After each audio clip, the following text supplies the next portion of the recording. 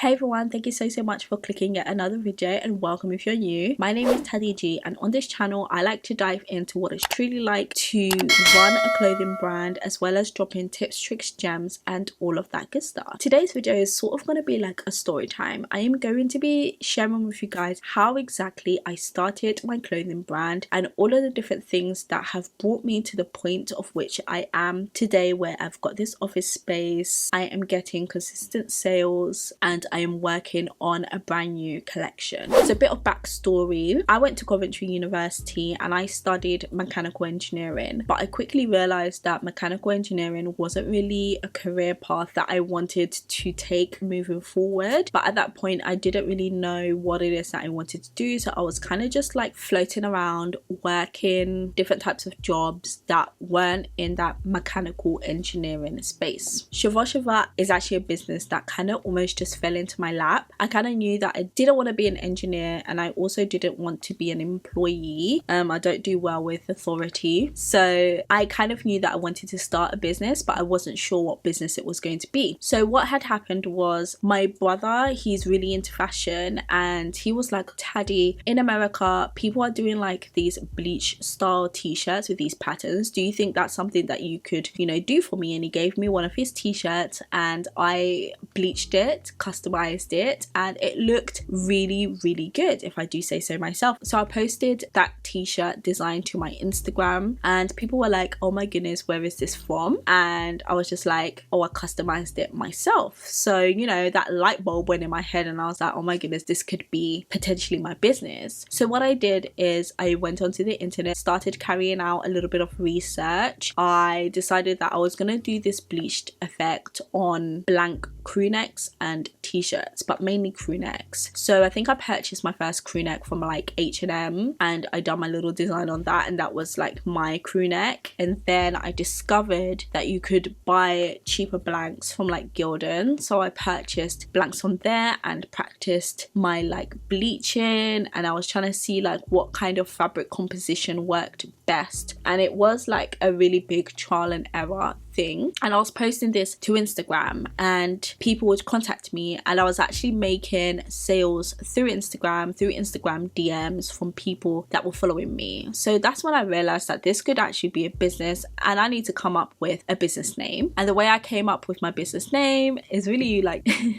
it sounds fluffy, but it's the truth. I was sitting in my living room and I glanced down and I saw a letter that was addressed to my dad, and it said his full name on there with his middle name being Shosha, or Shosha, which is how it's actually pronounced. So I was like, that looks good and that looks aesthetically pleasing, but I needed to know what the meaning was first. So when I learned the meaning was try me and you will see, I thought that's perfect. It's aesthetically pleasing and the meaning is good, so ran with it. That was the name of this brand. So when I was selling these bleached crew necks, I had no website, and I think I was selling them at £20 a piece, and I was shipping them out in these orange poly mailer bags. So I was beginning to sort of like piece together my branding a little bit, but not really knowing or understanding what I was doing. My business has gone through several different phases before it's developed into the brand that you guys know today. When I realized that okay, this was going to be a brand, I needed to decide what kind of brand it was going to be. So I actually considered going down the private labeling route, and the way I called it was like, I am going to be a misguided. So when misguided was quite popular, but for men, because back then there wasn't actually like a boohoo man, or it wasn't like popping the way it is now, and I was like, oh my gosh, there's my gap in the market. But being who I am now and going through the process, I understand the amount of financial backing that you need to actually pull off a brand like that. Obviously, if I had the information that I know today, that probably wouldn't have been an angle that I would have even like dabbled in at all. But I did. At the time I did. And at the time I was purchasing like these two-piece sets, which were really quite nice, to be honest. And I actually had my first proper photo shoot with those two-piece sets. Funnily enough, I actually had a model who has now gone on to act in Emily in Paris. I'm going to see whether I have a picture of him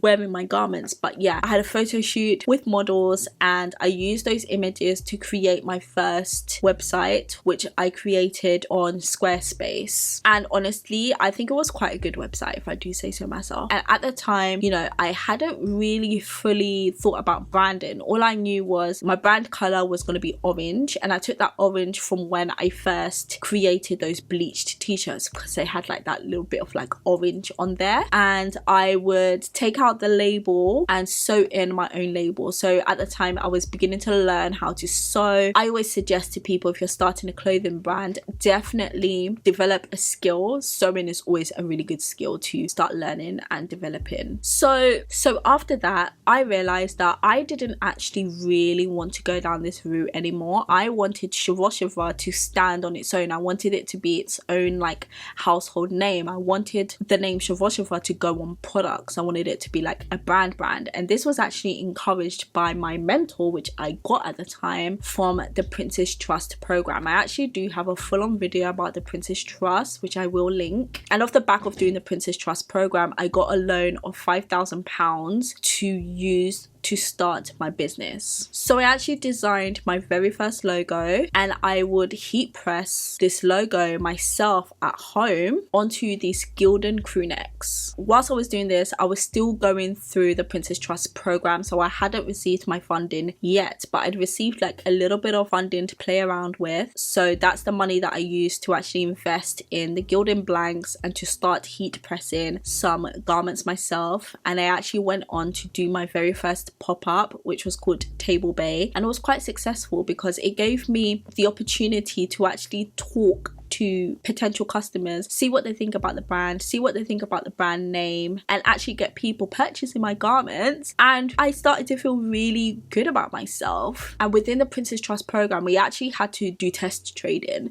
So I took the results from this pop-up, put it in my business plan, and relayed it back to my mentor, and this fed into me getting the funding to actually go on and start my business. I run a clothing brand called Shopify, and the best way I have found to market my clothing brand is by hosting a pop-up shop. When I host a pop-up shop, different members of my team will be in different places. I use the Connect Team app to view and ensure that each member of my team are in the right place and at the right time. The Connect Team app is an all-in-one employee app, and it's a one-stop shop for all your business needs. On the Connect Team app, I'm able to schedule jobs in different locations, and this is especially important when I'm hosting a pop-up. These jobs will automatically sync to the time clock feature on the app, and it will flag any conflicts. Here I can see who's clocked in, what time they've clocked in, and what job they're doing. I will also be able to see where exactly they have clocked in. The great thing about the Connect Team app is all the employee has to do is hop onto the app and clock in when their shift starts and clock out when their shift ends. Employees can also let me know of their availability. So if you're a small business looking for an app that is easy to set up and use and allows you to manage your staff efficiently, Connect Team offers a free plan with all of Connect Team's capabilities for free for businesses of up to 10 employees. And as your business grows, the Connect Team app will be able to grow with you. I'd like to say thank you to Connect Team for sponsoring this part of the video. So once I got my £5,000 funding, it was now time to start looking into proper manufacturing for my clothing brand. And my hellish manufacturing journey started here. I didn't realize how difficult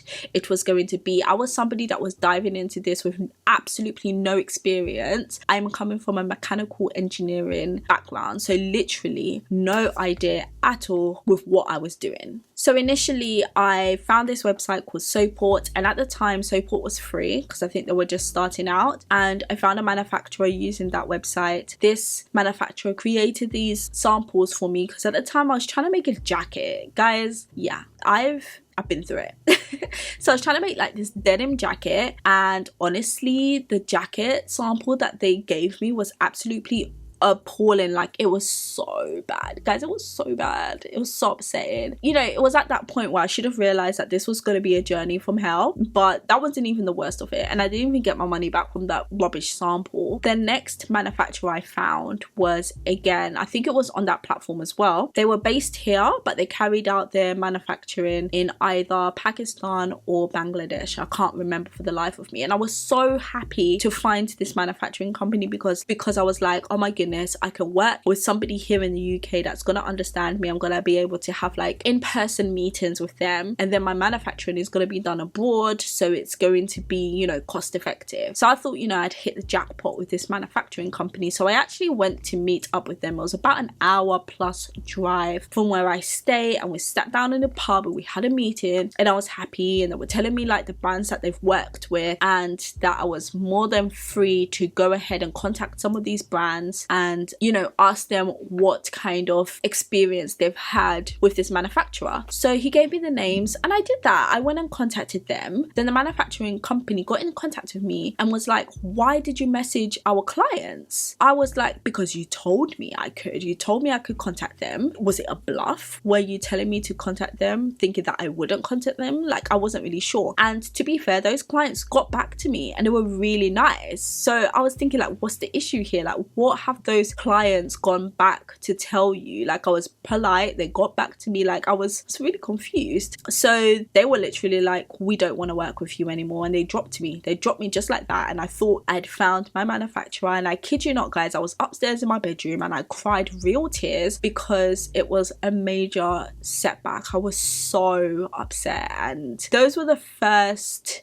of many tears that I cried when starting this clothing brand. So my manufacturing journey continued, and silly me decided to go ahead and work with this manufacturer that had initially messaged me on Instagram. What I went through with this manufacturer, yeah, it still haunts me till this day. So I found this manufacturer and they accepted PayPal as a form of payment. So, you know, I was protecting my money. Great. They sent me samples. The samples were really good. You know, we worked back and forth, you know, trying to get these samples right. But when we got them right, they were right. They were good. I was happy with the fabric. I was happy with the sewing. I was happy with the logos. I was genuinely happy. And all they were making for me was a tracksuit and a jumpsuit. So I'd received samples for these and they were decent. Obviously we made our changes, but in the end, like, the final sample was good. I was happy to place my bulk order. This manufacturing company was based in Pakistan. So I went ahead and placed my bulk order, and we had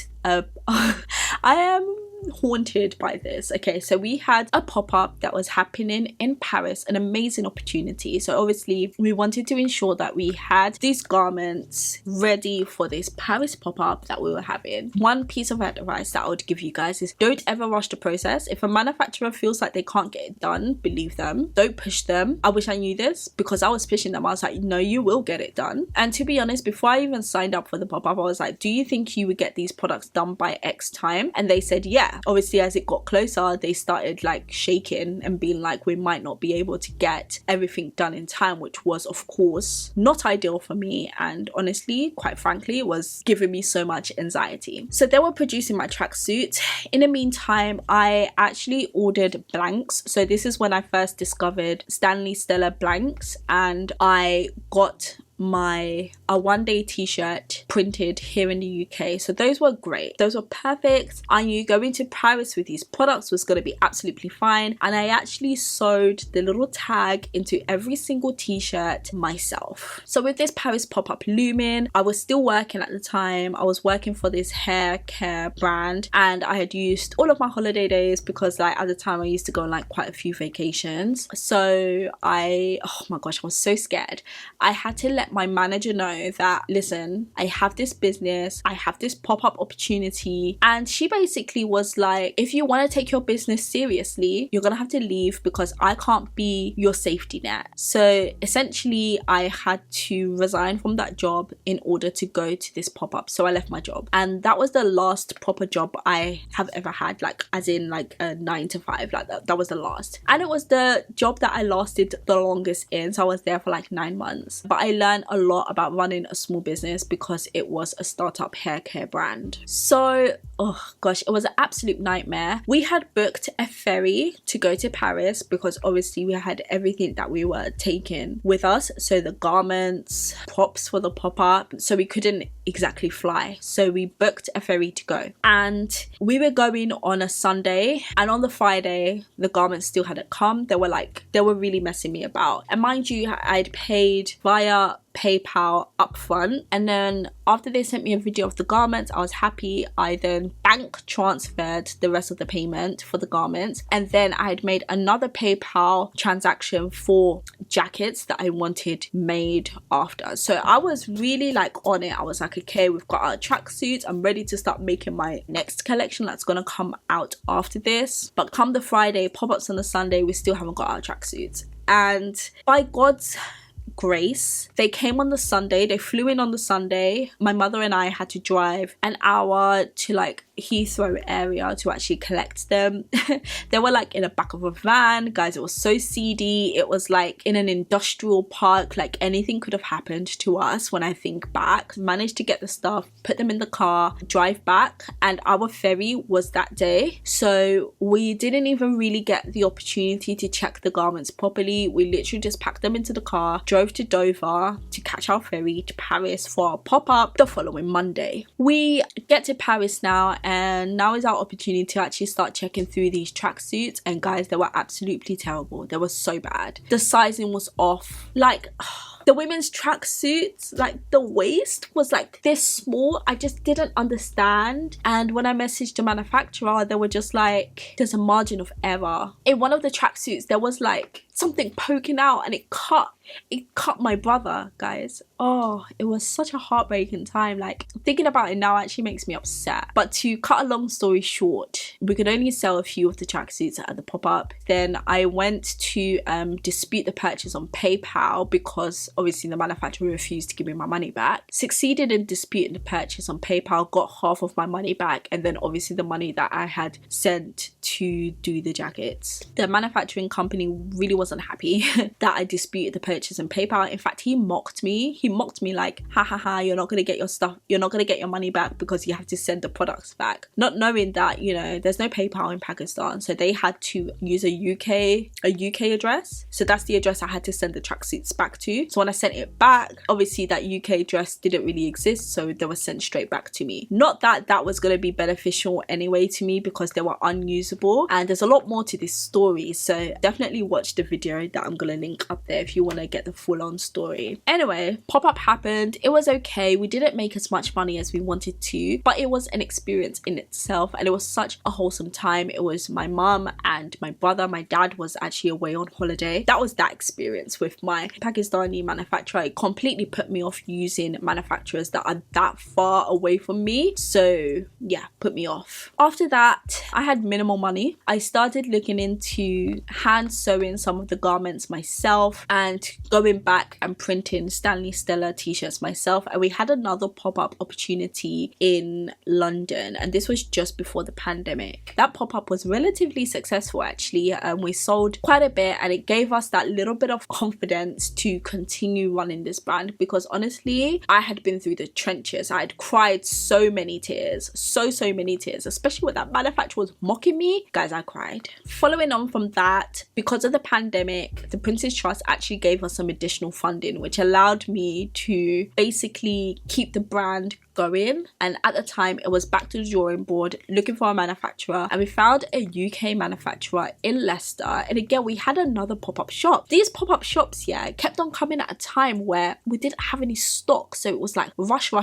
So we found this manufacturer in Leicester. At the time, I was making like bodysuits, shorts, little like bikini tops, like just random stuff. Like my brand no longer had like direction. I was just doing. Me and my brother took a trip to Leicester to basically get these garments made, and literally it was like a turnaround time of like 7 days. Like, we went there, finalized the designs, came back to London, and then about a week later I drove up to Leicester to collect the products. In all honesty, they weren't that great. with this particular company, it was payment after delivery. So when I complained about the products, they were like, there was nothing really we could do. They kind of like wrote off the purchase, I think.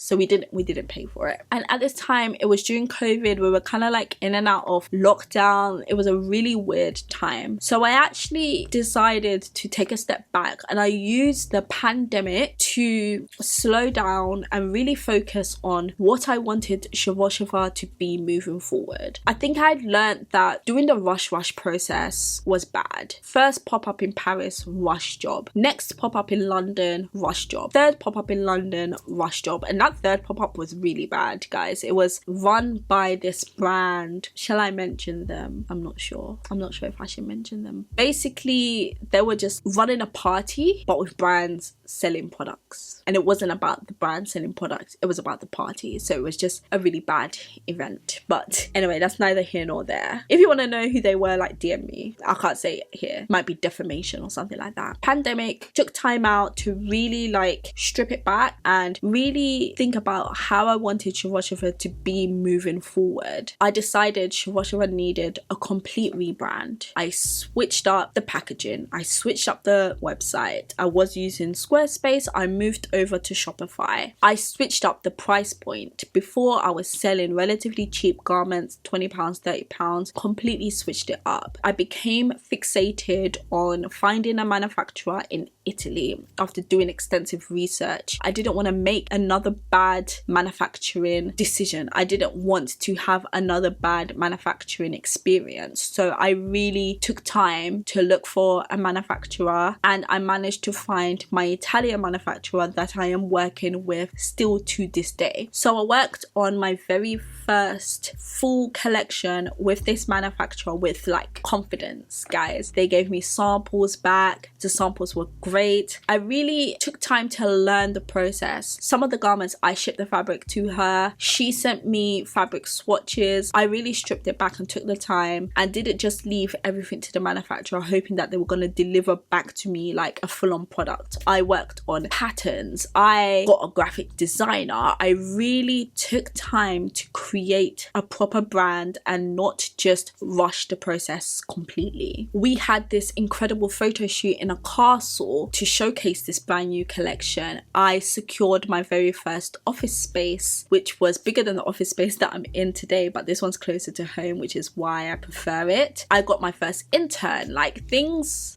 were really looking up, and we hosted our very first individual pop-up store. So not like a pop-up being hosted by somebody else, which we had done plenty of in the past. It was our own pop-up, and it was on Oxford Street, and we made a killing. We made a significant amount of money, and it gave us that boost of confidence. We launched the products online. They sold out at the pop-up. They sold out online. I had a restock. I really started running Shopify as the business I had envisioned it to be. I worked on a new t-shirt design. We developed a dress collection, which is the Pumla collection. Now, the Pumla collection was actually developed quite a while ago from when it was actually launched. We had another pop-up shop in Piccadilly where we teamed up with other brands so that they could also showcase their clothing brand. I moved into this new office space, which is much closer to home. I've got a storage space which I store all my additional stock and boxes in. I am currently working on a brand new collection for the new year, and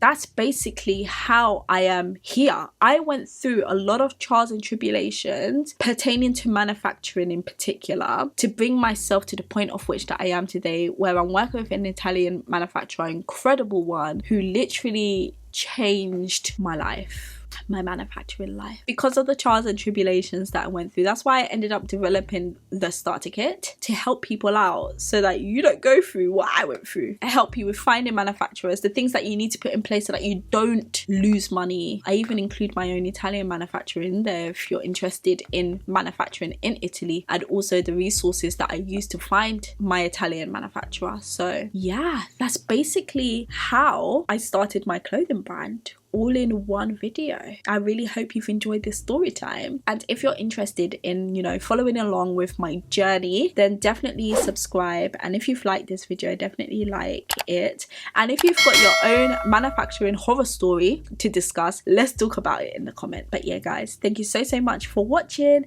and I will catch you in my very next videos.